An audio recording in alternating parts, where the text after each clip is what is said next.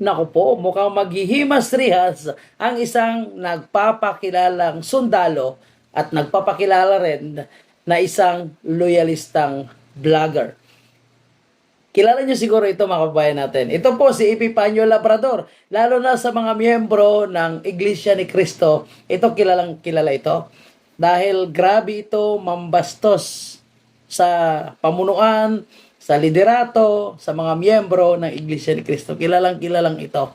Itong si Epifanio Labrador. O mas kilala o pinangalanan nga ng Armed Forces of the Philippines na si Ricardo Vallejos Palacio. Ito pala yung tunay niya na pangalan. So naglabas kasi mga kababayan ng official statement yung Armed Forces of the Philippines o yung Philippine Army na hindi siya miyembro ng Philippine Army. Pagkatapos magpakilala sa kanyang vlog na siya daw ay miyembro ng ating Philippine Army. So binabanatan niya, no? Parang ginagalit niya yung mga Muslim. So para hindi siya matakot o parang hindi siya magalaw, siyempre, yung mga Muslim nating kababayan, galit na, grabe kasi pambabastos ito. Actually, ito kasi ay binabanatan nyo yung mga DDS. Kaya binabanatan yung mga DDS na mga Muslim. So, binabanatan niya si BP Sara, Tatay Digo, mga Duterte supporters. So, pinoprotektahan niya si Bongbong Marcos. Binabanatan niya yung lumalaban sa korupsyon. So, ngayon, mukhang naglilibil up po yung kanyang pagpapakilala. Sundalo na daw siya ngayon at untouchable siya ngayon dahil nasa kampo daw po siya ng ating Philippine Army. Ito, pakinggan niyo yung kanyang pagpapakilala. Sasabihin ko lang doon sa mga muklo, huwag kayong masyadong, baka mamaya pagkaharap nyo na ako, tulad ng sinasabi ko, baka mamaya lumuhod kayo sa harapan ko.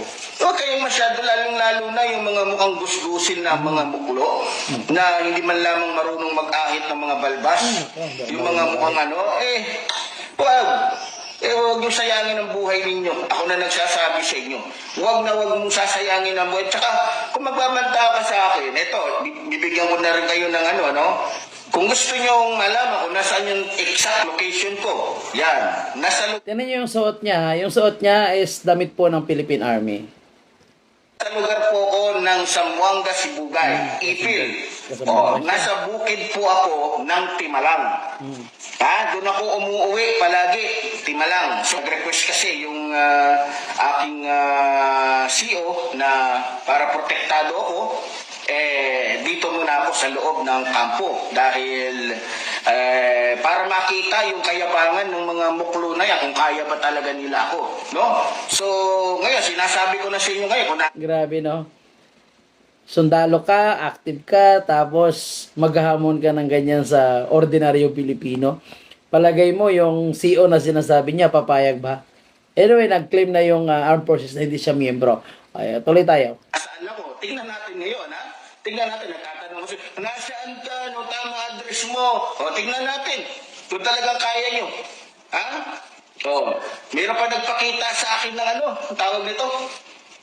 Armalite, tapos M23. O, yan, yung pagmumukhang yan, yung mukhang gusgusin. Nakala mo naman, sundalo. Ano lang naman yan, isang, kumbaga, ang tawag kasi namin dito, maliban na bandido, ito yung tinatawag natin ng mga terorista. No? Walang kadala-dala, maraming yan dyan sa mga muklo. Ang problema sa mga to, magagaling magsiporma, magaling kinayang mauti. Mas malalakas pa yung armas na mauti dyan. Mukhang may tama yung utak nito, mga babayan, no? Mukhang nasubrahan ito sa singhot. Tuloy tayo.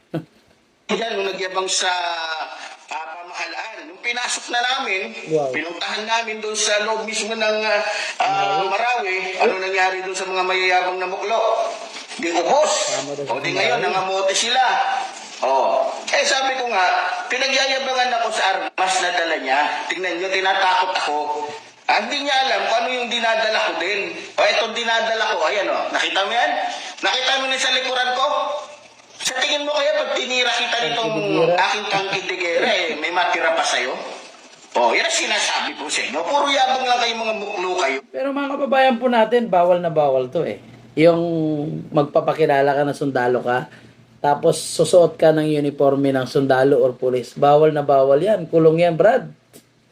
Kaya tagilid ka dyan sa Armed Forces of the Philippines. Tagilid ka dyan.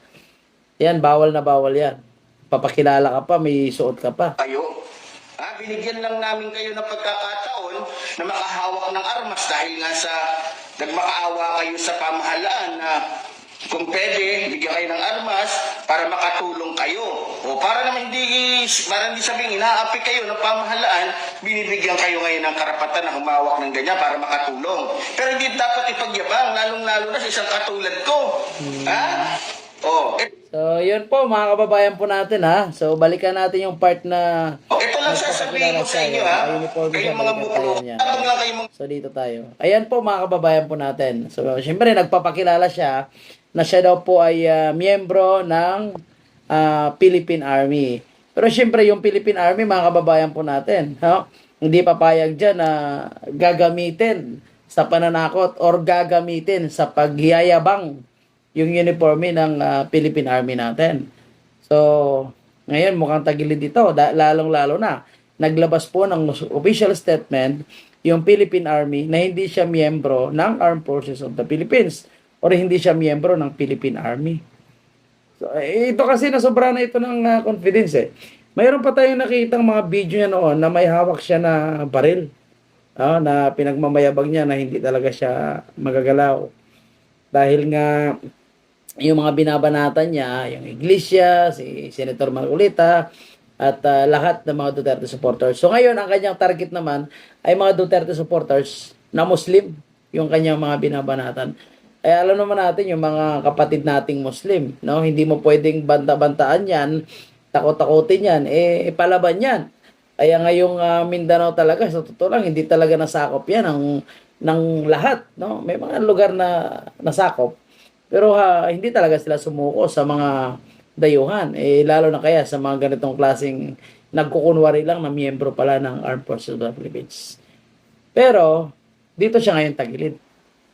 Palagay ko kakasuhan ito at hahanapin ito dahil sa kanyang pagpapakilala na siya miyembro ng Philippine Army at nagsuot pa ng uniforme. Tapos, siguro, dahil ayaw niya makilala, nagsusuot ng mask. Mga kababayan po natin, nakikilala naman siya. Ayan, yan ang kanyang pangalan. Ricardo Vallejos Palacio, aka Epipanyo Labrador. So, Epipanyo Labrador, ang kanyang pagpapakilala sa kanyang mga vlog sa social media. Matagal na rin ito, no? Matagal na rin ito nagbablog. Pero, ang sabi niya nga, hindi daw po siya magagalaw dahil siya ay sumusuporta sa administrasyon ni Bongbong Marcos. Siya ay sumusuporta, kahit ang balos-los, sinusuportahan niya yung lahat po, no, na kaalyado ni Bongbong Marcos. So, yan ang kanyang pagmamayabang na siya po is untouchable. Pero tingnan natin mga kababayan, kung ano po yung gagawing aksyon ng Armed Forces of the Philippines, yung Philippine Army. Kasi hindi naman pwede na papalagpasin nila yan. Kasi baka marami yung gagaya dyan. Baka marami po yung gagawa din ng mga ganitong klaseng videos. Ipagmayabang, no, at manakot sa kanilang mga pagbablog. Kaya yan po yung ating pakaabangan. Tingnan natin kung ano po yung mga sunod na mga balita or update patungkol dito, no, sa kanyang paggamit ng pangalan po ng Philippine Army.